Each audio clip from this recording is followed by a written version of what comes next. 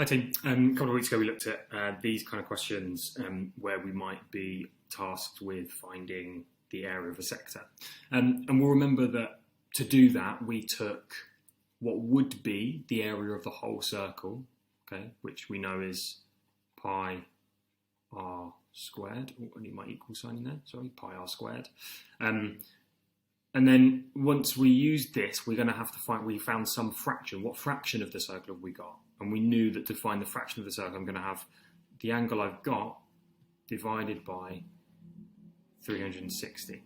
Okay, so the angle I've got divided by 360, and I'm going to times that, in this case, by pi times by 3 squared.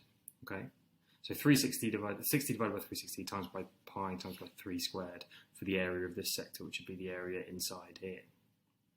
And so to find the area of the sector, we're going to use this area of a circle and then find some fraction. So what we're going to look at today is a similar thing, but in this case we're going to start finding this length, this curved length around the outside of the shape.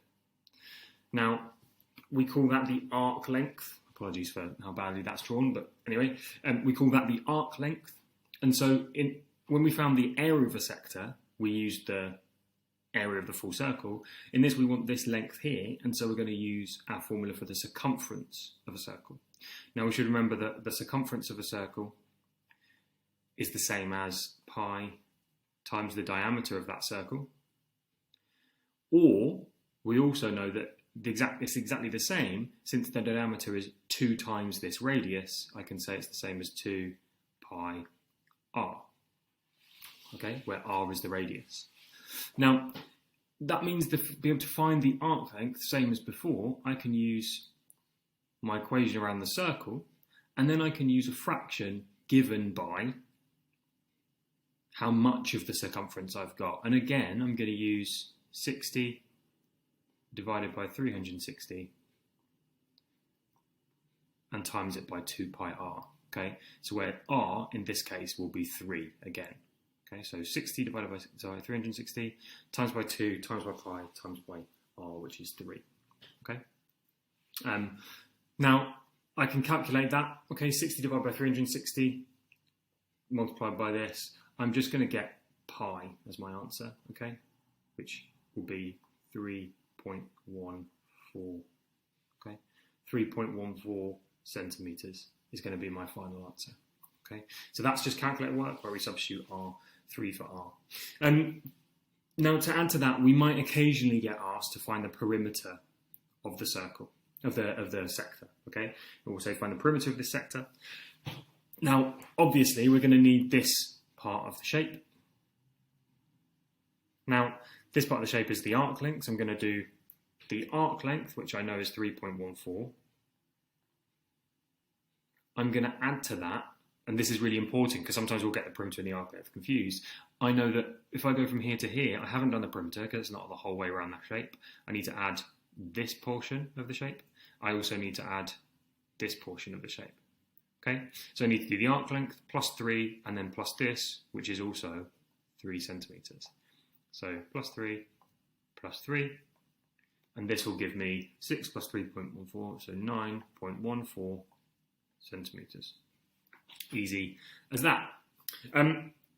Let's have a look at 2 more quick examples around finding the perimeter of the shape. Keyword here, find the perimeter of the shape below. Okay, this is the radius, so this is also the radius, so that's going to be 5 meters. I'm going to label that straight away because that's going to help me when I'm finding the perimeter of the shape. I want to find the perimeter of the shape, so I'm going to go, right, this, I've got an angle, and so that means I can find the fraction of the circle I've got, 100 divided by 360. I need to multiply that fraction by my formula for the circumference, which is 2 pi and times by 5, okay? 2 pi r, or pi d, which is 10 pi, which is exactly the same. And so this is my arc length, okay? This is my arc length. That will give me, I'll just type it into a calculator,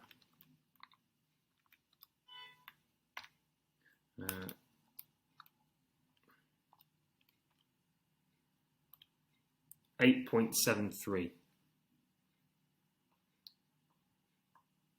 Okay, so that's 8.73 meters is the arc length. And so I'm not finished there. I need to find the perimeter of the shape. So my perimeter is equal to 8.73 plus 5 plus 5. Okay, 5 and 5 are the two straight edges. Okay, so then this is 10 plus this gives me 18.73. Easy as that. One more we're going to have a quick look at. We're going to want to do the same thing. I want to find what this arc length is. Okay, so my arc length. Now I need a fraction divided by 360. I'm going to need that every time to find an arc length. I'm going to multiply that by the calculation for my circumference of the circle, the full circumference of the circle, which is 2 times by pi times by 5. Now, for this one, the challenging thing is getting this angle right. So temptation would be to write 360 down. That is the external angle here. Okay, it's an angle outside the circle. I'm going to want the angle inside the circle in here. If I want the angle inside the circle, I need to do 360 minus 160, which is just 200. Okay. Now, once I've got the arc length, which is 200 divided by 360 times by 2 pi 5, times by 5. So again, I can type that into a calculator. I get 17.5.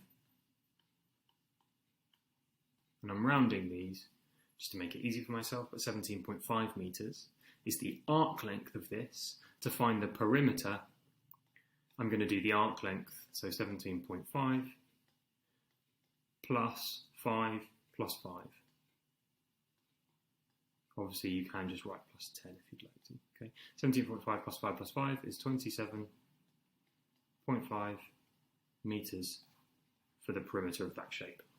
Easy as that. One more I'm just going to show you before you're going to have a go at some questions, and that's this one. This question is different because I've got theta here.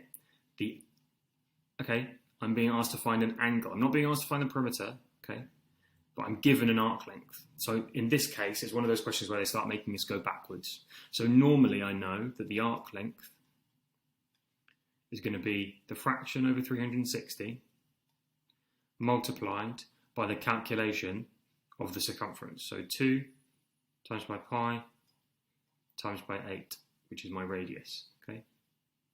Obviously, that's the same as 16 pi if you'd like to put that in, because that 16 is the diameter.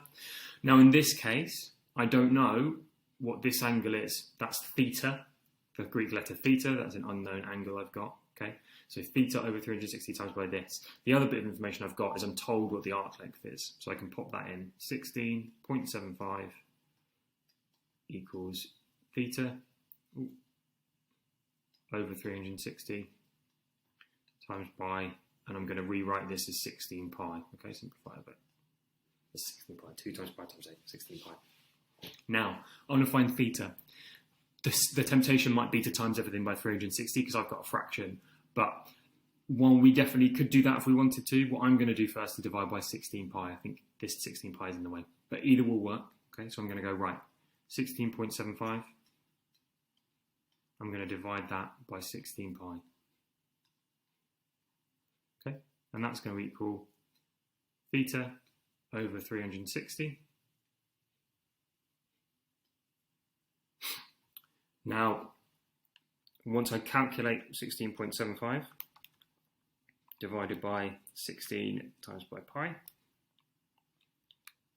you should get 0.333.